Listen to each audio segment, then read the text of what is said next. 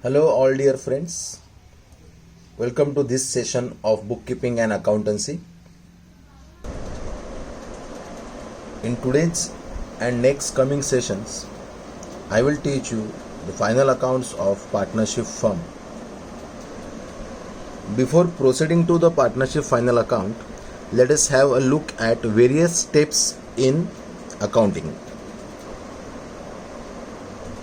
An accountant passes journal entries, that is the entries for everyday's transactions, into the journal book or the subsidiary book. Such recording of transactions in journal book is called as entry. Then the accountant posts all the journal entries to the ledger account. Such transfer of journal entry into the ledger is called as posting. At the end of the year, he prepares a trial balance. Trial balance is basically the list of the all ledger balances. With the help of trial balance and adjustments, he prepares the final account. Final account consists of trading account, profit and loss account, and the balance sheet.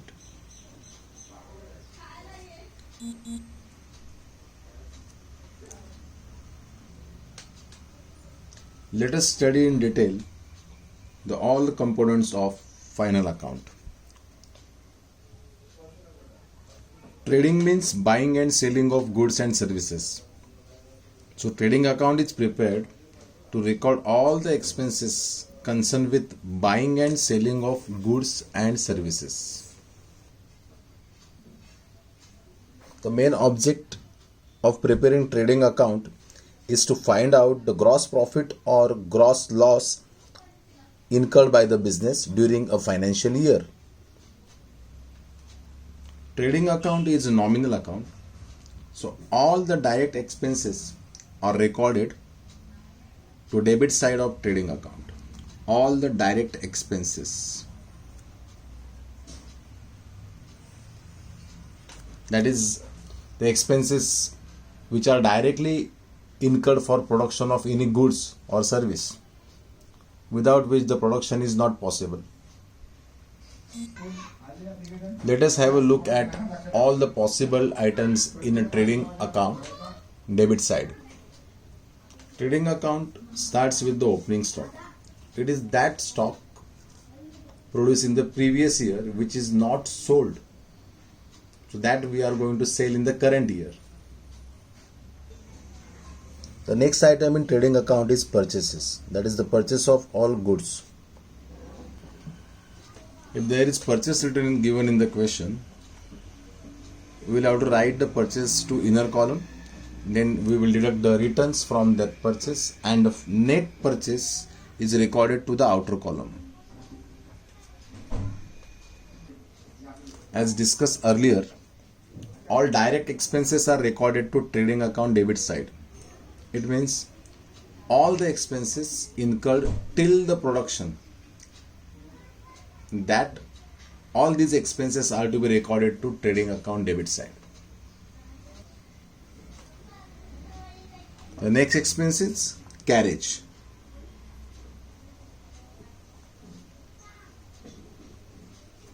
Carriage means expenditure incurred for bringing goods to the factory. Basically, carriages are of two types: carriage inward and carriage outward.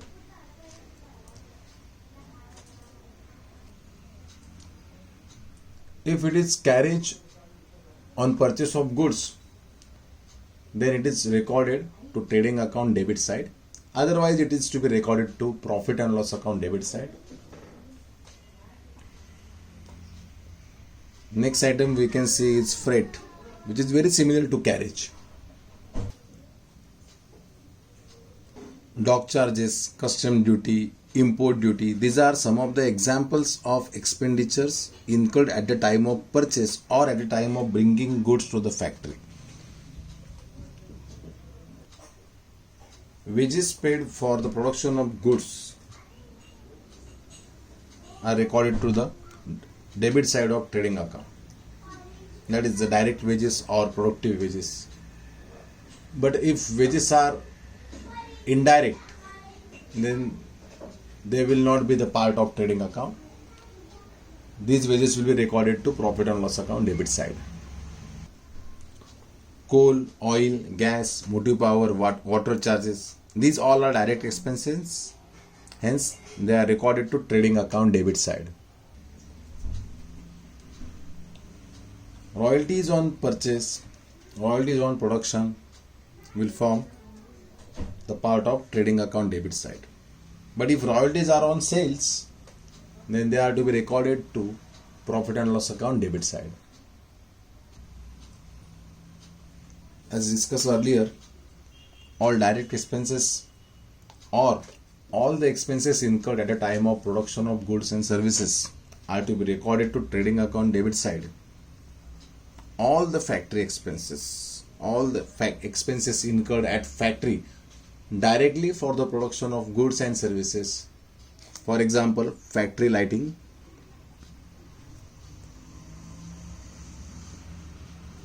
factory rent, factory insurance, etc., are to be recorded to trading account debit side.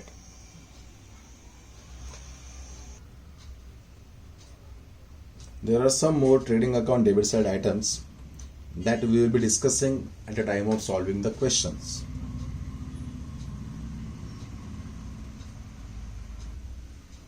Let us have a look at trading account credit side items. Very first item is sales, that is sale of goods. If there is any return, then we will have to record sales to inner column, then deduct returns from that, and to the outer column we will have to record net sales, and this is the amount which is to be considered while calculating gross profit or gross loss. Every time goods going out of the business, that is goods going out of factory, we will have to record it to trading account credit side. For example, sales, goods are going out of the factory.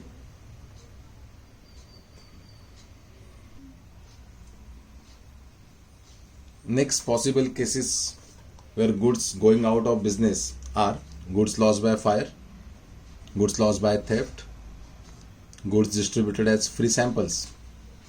Every time goods going out of the business, you have to record it to trading account credit side. Sometimes the owner of the partnership firm, that is partners, withdraw goods for their personal use, considered as drawing, that is again recorded to trading account credit side. The unsold goods with the business is recorded as closing stock. The closing stock of previous year becomes the opening stock of current year. Similarly, the closing stock of current year becomes the opening stock for the next or preceding year. After recording all the debit and credit items, it's time now to calculate gross profit or gross loss. Being a nominal account, if credit side is more,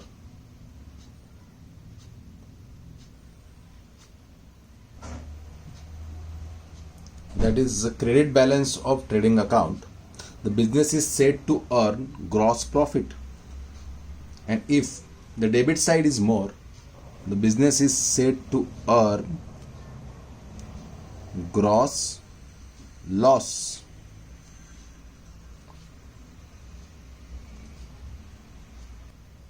This gross profit or gross loss is then transferred to the profit and loss account.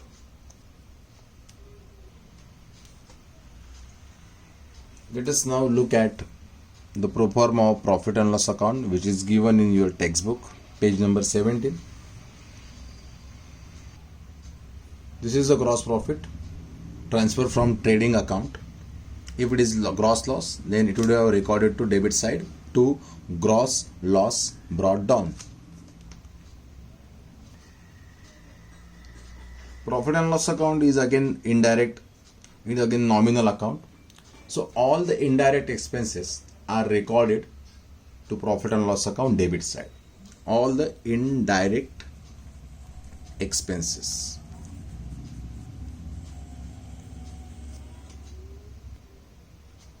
Profit and loss account debit side mainly consists of office and administration expenses, selling and distribution expenses,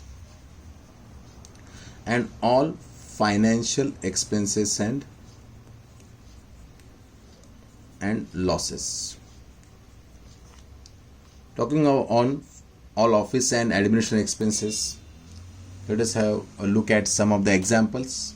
For example, salaries and wages, rent, rates and taxes, insurance, electricity, lighting, telephone, postage, internet expenses, printing and stationery. These are the examples of office and administration expenses.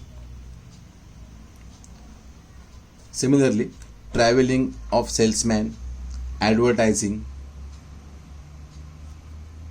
carriage outward. These are the examples of selling and distribution expenses.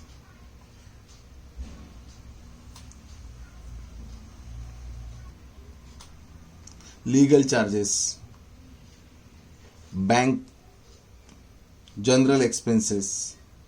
These are the examples of financial expenses and losses.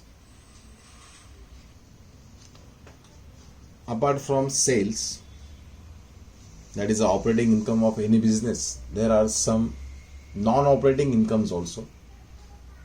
So all these incomes are recorded to profit and loss account credit side. For example, commission received, discount received, interest received, dividend received, rent received. If all these are paid, then they have to be recorded to profit and loss account debit side. For example, commission paid or allowed, discount allowed, rent paid, and if it is received, then rent received credit side, dividend received credit side, interest received, discount received, commission received, recorded to the credit side of profit and loss account.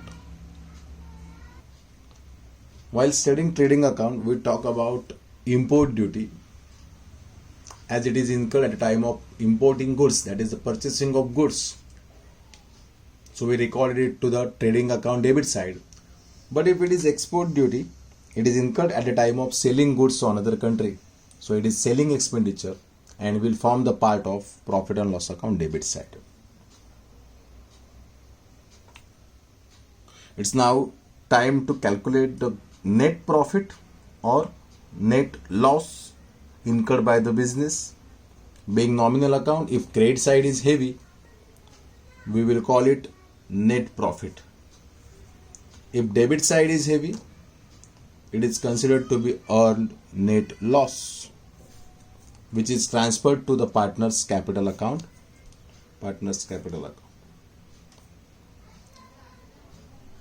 In the next session, we will study what is balance sheet, what is the importance of study of a balance sheet, that is the financial statement of any business.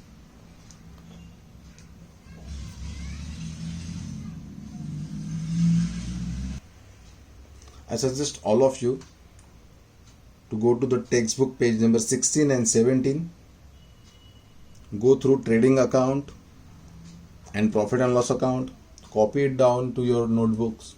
If any query, you may ask me. Thank you.